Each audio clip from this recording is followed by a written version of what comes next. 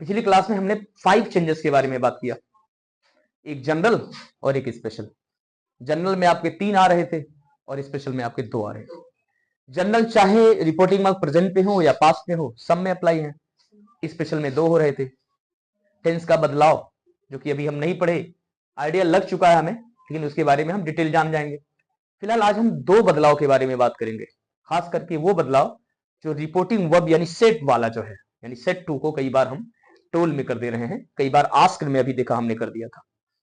और एक बदलाव आप इन्वर्टेड कामा को हटा के एक कनेक्टिव लगाने की जरूरत पड़ रही है। और जनरली हमारे परसेप्शन में ये बात बनी रहती है कि नहीं यार ये तो दैट ही लगता है। तो देख लेते हैं कहां दैट लगेगा, कहां कुछ और लगेगा। अदर देन दैट कहां पे होगा और दैट कहां होगा, और अदर देन टोल्ड क्या होगा। अदर देन मतलब उसके अलावा, टोल्ड के अलावा। तो एक छोटा सा एक चार्ट लिखते हैं, चेंजेस इन इनडायरेक्ट स्पीच, खास करके जब पास्ट हो, है ना, क्या हो, पास्ट हो। ये तभी होंगे, और जब होंगे तो क्या क्या होंगे आपके पास जानते हैं। जनरली हम जानते हैं कि 5 प्रकार के सेंटेंसेस हमारे होते हैं। जितने प्रकार के सेंटेंसेस होंगे उतने ही प्रकार की हमारे पास समस्याएं आएंगी। अब लिखते हैं पहले पे, जैसे हमने लिख लिया, छोटा छोटा थोड़ा लिखेंगे, समझ में आ जाएगा। असर्टिव हम लिखते हैं पहले। असर्टिव सेंटेंस होगा अगर, और यहां पर क्या लिखेंगे, रिपोर्टिंग वर्ब लिखेंगे। यहां पर रिपोर्टिंग वर्ब लिखेंगे, और यहां पर हम लिख देंगे कनेक्टिव क्या क्या लगेंगे। इसके 2 टेबल बनते, 2 चार्ट बनते, लेकिन हमने कनेक्टिव को और क्या कर सकते हैं, कंजक्शन। अभी आपको पता हो गया कंजक्शन कहते हैं ना। जैसे दैट है उसको आप कनेक्टिव बोलिए या कंजक्शन बोलिए, क्लियर है। अब एक ऐसे लाइन आप खींच लेते हैं सीधी सीधी, बात समझ में आ जाएगी क्या क्या होगा। पहले नंबर पे असर्टिव है। मान लीजिए असर्टिव थोड़ा नीचे लिख देते हैं, सेंटेंस यहां लिख देते हैं। ये है आपका सेंटेंस। नंबर 1 पे आ जाएगा आपका असर्टिव। एग्जाम्पल हम पिछली क्लास में समझ चुके हैं, हमें एकदम बिल्कुल आइडिया लग चुका होगा कि हम बदल कैसे रहे हैं, ठीक है। अभी असर्टिव सेंटेंस अगर आपका आ जाएगा तो रिपोर्टिंग वर्ब आपका क्या हो जाएगा, यहां हो जाएगा टोल्ड हो जाएगा, ठीक है ना। अगर ऑब्जेक्ट आया है तो ठीक है, नहीं तो सेट को सेट में ही हम छोड़ देते हैं। जरूरत पड़ने पे अगर ऑब्जेक्टिव आ गया तो टोल्ड कर देंगे। और कनेक्टिव हमारा क्या लगता है, यहां पर सिंपल है, क्या लगेगा, दैट। ये फेमस है, पहले से हम जानते हैं, दैट लगेगा। दूसरे नंबर पे हम आ जाते हैं सेंटेंस लेकर, असर्टिव के अलावा इंट्रोगेटिव पे आते हैं। इंट्रोगेटिव की स्पेलिंग थोड़ा सा ध्यान रहे, इंट्रोगेटिव। अब आप जानते हैं कि इंट्रोगेटिव में 2 हैं, एक टाइप 1 जिसको हम कह देते हैं, इसका दूसरा नाम क्या है, यस नो टाइप। जिसकी शुरुआत कैसे होती है ये आपको पता होगा कि डू डज से होगी या किसी ऑक्सिलरी से होगी, not do does only, auxiliary से होगी। ऑक्सिलरी कोई भी हो सकता है, प्राइमरी ऑक्सिलरी जो आपके हैं, इज एम आर वाजवर है, हैज हैव है, ये सारे जो हैं डू डज भी हो सकते हैं, ठीक है ना, ये पता हमें। तो उससे शुरुआत इसकी होगी। अगर यहां कुछ ऐसा होता है तो रिपोर्टिंग वर्ब यानी कि जो सेट 2 है उसको आप बदल देंगे, इसमें आस्क्ड में बदल देंगे या इंक्वायर्ड ऑफ में बदल देते हैं। इसमें बदल देंगे, इंक्वायर्ड ऑफ में बदल देते हैं। दोनों बातें सेम है, आप आस्क्ड भी लिख सकते हैं, इंक्वायर्ड ऑफ भी लिख सकते हैं। लेकिन अगर मान लीजिए यहां पर ऑब्जेक्ट नहीं आया हुआ है तो इंक्वायर्ड ऑफ लगाने में थोड़ी सी दिक्कत होती है, क्योंकि इंक्वायर्ड ऑफ के बाद कुछ आना चाहिए एक्चुअली। जैसे ही इंक्वायर्ड ऑफ मी तो ठीक लगेगा, वैसे ही इंक्वायर्ड ऑफ लिखेंगे तो ठीक थोड़ा नहीं लगता है। तो हम क्या लिखेंगे, अगर ऑब्जेक्ट है तो ये लगा देंगे, नहीं है तो इसको लगा देंगे, मतलब दोनों ठीक है। अब यहां क्या करेंगे हम, अगर टाइप 1 है तो कनेक्टिव की बात आएगी, इफ लगा सकते हैं, या यही वाली बात है WHETHER। याद रहे कि पिछली क्लास में हम लोगों ने एच को मिस किया था, अब इसमें नहीं करेंगे यहां पर, क्योंकि इसकी स्पेलिंग में और है कि वेदर एक मौसम वाला भी होता है, वेदर। ध्यान रहे कि वो थोड़ा सा कंफ्यूज कर सकता है आपको, तो ध्यान रहे WHETHE। इसकी हिंदी क्या होती, की, छोटी पर की जो मात्रा है ना, की, इसका मतलब इसके बाद एक पूरा स्टेटमेंट आने वाला है, ठीक। लेकिन अब यहीं पर बात हम करते हैं इसका इसका ए ग्रुप हो गया, 2 का ए और बी। क्यों बी, क्योंकि टाइप 2 है ना, टाइप 2 समझते हैं ना।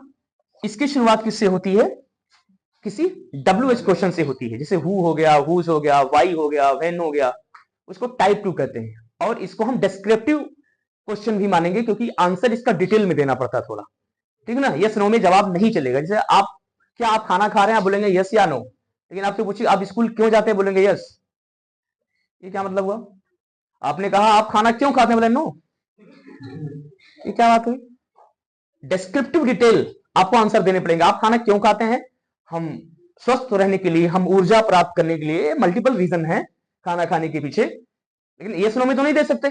इसलिए जब कभी डब्ल्यू से शुरुआत हो जाएगी तो उसको हम टाइप 2 के अंदर रखेंगे, और टाइप 2 अगर आ जाएगा तो जैसे आपने यहां टोल लगाया, यहां आज, तो सेम चीज है।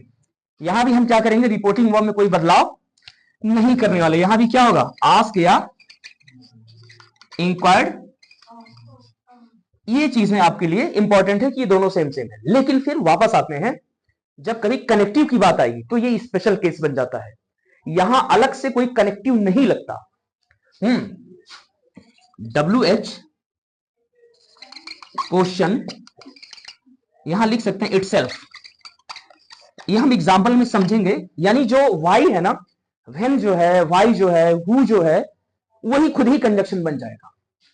ये हम एग्जांपल में समझ लेंगे आगे की क्लास में। WH वर्ड अगर आ गए, जैसे आपने लिखा कि why are you going to school, he said to me, inverted comma में लिखेंगे why are you going to school, तब यहां पर नहीं दैट लगेगा, नहीं दैट लगेगा, नहीं इफ वेदर लगेंगे, बल्कि जो वाई शब्द है ना, वो खुद ही वहां रुक कर क्या करेगा, कनेक्टिव का काम करने लगेगा। ये ध्यान रहे। तो दोनों में अंतर क्या है, रिपोर्टिंग वर्ब सेम सेम दोनों दिख रहे हैं, पर यहाँ के जो कनेक्टिव्स हैं ये थोड़ा सा हमें क्या होना, कॉशियस होने की जरूरत है, नहीं तो गलत हो जाएगा। पता चले आप वहां भी इफ वेदर लगा दिए WH वाले में भी, तो गलत हो जाएगा। वो एग्जाम्पल में समझेंगे। तो दो सेंटेंस आपके क्लियर हो गए। अब जो सबसे इंपॉर्टेंट सेंटेंस है, इंपॉर्टेंट तो सारे हैं लेकिन ये खास करके इंपरेटिव है ना, यहां हमें ध्यान देने की जरूरत है। इंपरेटिव में क्या होगा कि ये जो है ना, ये बीच वाला पोर्शन रिपोर्टिंग वर्ब, ये थोड़ा डिटेल चले जाते हैं, क्योंकि आप जानते हैं कि असर्टिव में एक ही प्रकार की बात होती है, सूचना वाली।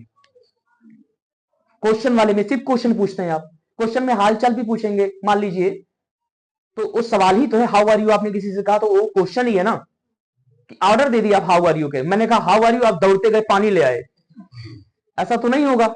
ऐसा होगा क्या? मैंने कहा वेयर आर यू गोइंग, हाँ, तो आप सिट डाउन हो जाएंगे या स्टैंड अप हो जाएंगे?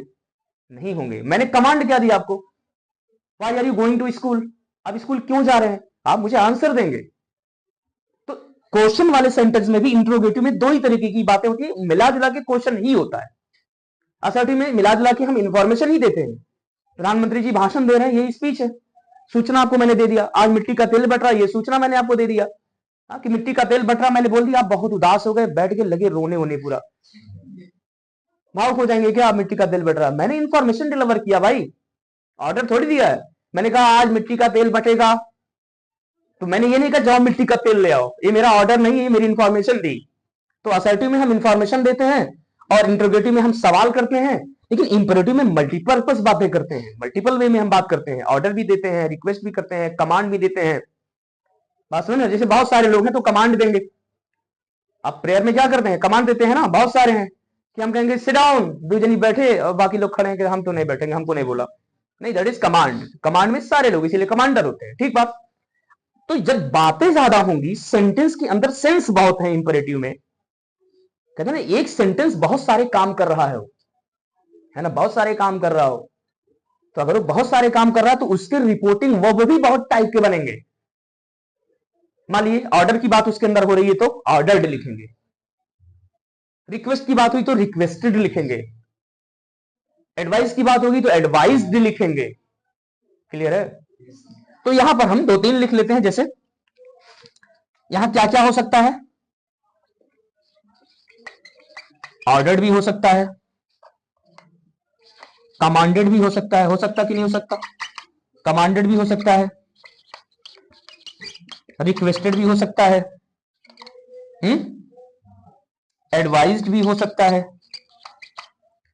प्रपोज्ड भी हो सकता है, पिछली क्लास में हमने देखा था, प्रपोज्ड भी हो सकता है। यहां पर हम ETC लिख दें तो ज्यादा अच्छा होगा, क्योंकि जैसा सेंस होगा, टोल्ड इनमें से किसी में भी बदल सकता है। टोल्ड की बात कर रहे हैं, टोल्ड करें सेड टू, इनमें से कोई भी यूज हो सकता है जैसी हमारी जरूरत पड़ेगी। अब यहां बात समझ में आती है, कनेक्टिव का यूज करें, आप जानते हैं ना कि दैट तो लगना नहीं है, नहीं लगना है, इफ वेदर की कोई बात ही नहीं करना है, WH भी नहीं लगना है। तो लगना क्या है इसमें? आप कहते थे ही सेड टू मी, तो he ordered me sit down, तो टू सिट डाउन आप करते थे। हाँ, कुछ बुक्स में आपको लिखा हुआ मिलेगा कि यहां पर कोई कनेक्शन, कोई भी कंजक्शन नहीं लगता। हाँ, माना कि कंजक्शन नहीं है, लेकिन जो आप टू लगा रहे हैं वो एज ए कनेक्टिव काम कर रहा है, कनेक्ट तो कर रहा दोनों सेंटेंस को ना। हालांकि आपने टू के बाद V1 लगाया है, sit down, to sit down, तो एज ए इन्फिनेटिव काम करने लग रहा है। लेकिन वो टू एज क्या लिख सकते हैं, टू लगेगा तो आप यहां लिख सकते हैं कनेक्टिव में, आप कंजक्शन मत कहिए, लेकिन एक तो यहां टू लग सकता है, ठीक। लेकिन एक कंडीशन तब भी आएगी जब लेट के साथ में अस आएगा, let's go for a walk, तब वहां पर कंजक्शन फिर क्या लगेगा, क्या लगेगा, ए लगेगा, मान लीजिए टू, फिर बी में लिखते हैं दैट, वहां भी लगता है। तो यानी इसके दो कंजक्शन लगा रहा है, एक टू और एक। कोशिश करें कि हम जो दैट वाला है यहां पर स्टार बना ले। स्टार इसलिए भी बना ले कि ये दैट कई जगह पे काम आ रहा है। देखिए एक जगह पे यूज किया जा चुका है, एग्जाम्पल में हम क्लियर करेंगे। तो ये दैट आया, अब अलग अलग सेंटेंस का जब एग्जाम्पल हम लेंगे तब ये सब देखेंगे, और ये सब भी दिखाई देंगे कि कैसे बदल रहे हैं लोग।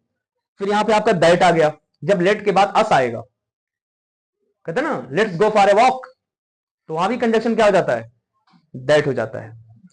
अब एक सेंटेंस आपका चौथा क्या है, एक्सक्ला, चाहे ऑप्टेटिव लिख लीजिए, चाहे एक्सक्लामेटरी सेंटेंस। अब एक्सक्लामेटरी के अंदर इसको थोड़ा नीचे कर लेते हैं, एक्सक्लामेटरी, एक्सक्ला एल है एक्सक्लामेटरी। एक्सक्लामेटरी के अंदर किस तरह की बातें होती हैं? आप एक्सक्लामेटरी में कैसी बातें करते हैं? सरप्राइज की बातें करते हैं। कोई आदमी चिल्ला रहा है, ओ करके चिल्ला रहा है, कोई आ करके चिल्ला रहा है, कोई खुशी में चिल्ला रहा है, कोई दुख में दुख व्यक्त कर रहा है, तो आप क्या करेंगे, उसी तरीके के सेंस यहां पर लगाएंगे आप।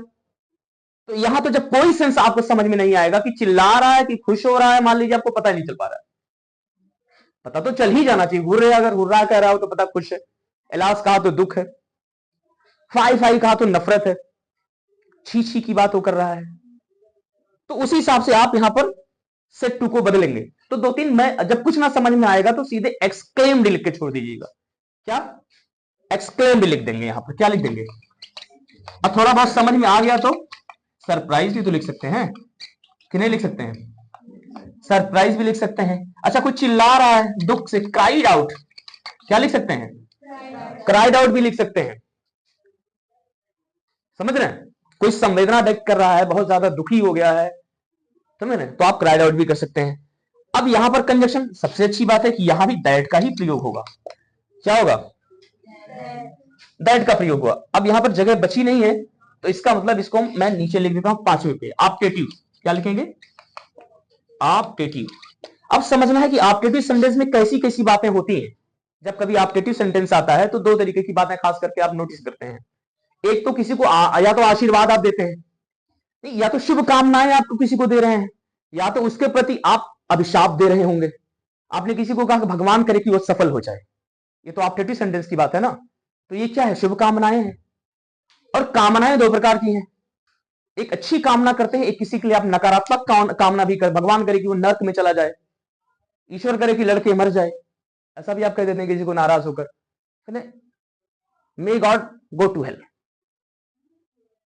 ईश्वर करे कि वो कहां चला जाए, नर्क में चला जाए। किसी ने आपको बहुत दुखी कर दिया है तो ऐसा करेंगे। तो कुल मिलाकर एक बात वहां समझ में आ जाती है कि भावनाएं प्रकट कर रहे हैं आप, किसी के लिए इच्छा कर रहे हैं, भगवान से प्रार्थना कर रहे हैं आप, तो या तो विश्ड लिख दीजिए वहां पर, या प्रेड लिख दीजिए वहां पर, या कर्स्ड लिख दीजिए वहां पर।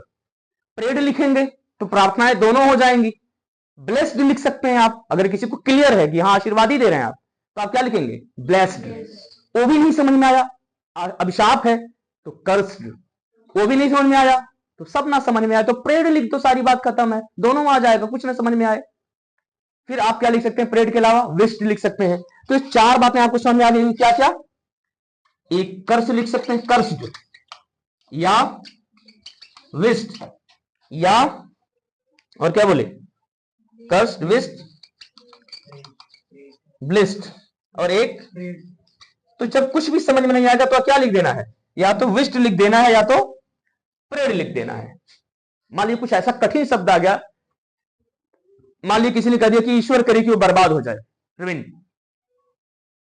तब समझ में नहीं आया रुइन माने क्या होता भाई। कुछ लोग कहे कि हाँ वो तो आशीर्वाद दिया है रुइन। मान लीजिए कुछ लोगों की इंग्लिश नहीं ठीक है, मान लीजिए वो कैब ठीक नहीं है, और उन्हें ऐसा लगा कि रुइन माने क्या होता है, एकदम सफल हो जाए, बहुत सफलता, भगवान इसके सफलता इसके कदम चूमे। तो आपने खुश होकर क्या लिख दिया, ही ब्लेस्ड। तो जब टीचर चेक करेंगे कॉपी, कहेंगे देखो इसका वो बद्दुआ दिया है और ये कह रहे हैं ब्लेस्ड, तो सारा खेल हो जाएगा खराब। तो जब कुछ भी समझ में आएगा बेटा उस समय आपको, तो क्या करेंगे आप, सीधे या तो प्रेड पे लगा देंगे, लिख देंगे, या फिर लिख देंगे विस्ट पर, क्योंकि प्रार्थनाएं और इच्छाएं दोनों सकारात्मक और नकारात्मक दोनों हो सकती हैं, ठीक ना। लेकिन अच्छी बात क्या है, यहां पर भी कंजक्शन दैट है। अब आते हैं इस क्लास को समाप्ति की तरफ ले चलते हैं। तो एक जगह कंजक्शन दैट यहां पर है, एक यहां पर है, और एक यहां पर है, और एक यहां पर है। क्लियर। असर्टिव सेंटेंस चाहे नेगेटिव हो चाहे पॉजिटिव हो, दोनों में दैट आ जाइए। यहां पर ऑप्टेटिव में दैट, एक्सक्लेमेटरी में दैट, फिर यहां आ जाइए आप ऑप्टेटिव में भी दैट, एक जगह इंपरेटिव में दैट है। बहुत सारे लोग कहेंगे इस बात को कि ये भाई ये इंपरेटिव में दैट कहां आता है। तो अगली क्लास में हम देख लेंगे, जब एग्जांपल लेंगे एक एक करके कि दैट क्यों आ रहा है। वो मैंने आपको हिंट दिया कि लेट के बाद जब अस आएगा, प्रपोजल की बात होगी, तो वहां पे भी क्या होगा, दैट होगा। तो मुझे लगता है ये चीजें आपको समझ में आ चुकी होगी, इसको आप नोट कर लेंगे, और मुझे लगता है कि एक चार्ट प्यारा सा बना लेंगे आप, और बनाने के बाद इसको कहीं ऐसी जगह पे, प्रोमिनेंट प्लेस पे, जहां पर अच्छे से आपको दिखाई देता हो, सब जगह से आप देख लें आराम से, सोते समय या जागते समय जहां पे भी हो, ठीक है ना। यहाँ सबसे शांति वाली जगह वहां भी आप लगा सकते हैं, तो जहां पर आप हमेशा जो है बहुत शांत रहते हैं, समय रहता है आपके पास, वहां भी लगा सकते हैं। उसके बाद से इसको देखते रहिए। फिर मिलते हैं अगली क्लास में, फिर अगले चार्ट के साथ में। Thanks for watching this class. Thank you.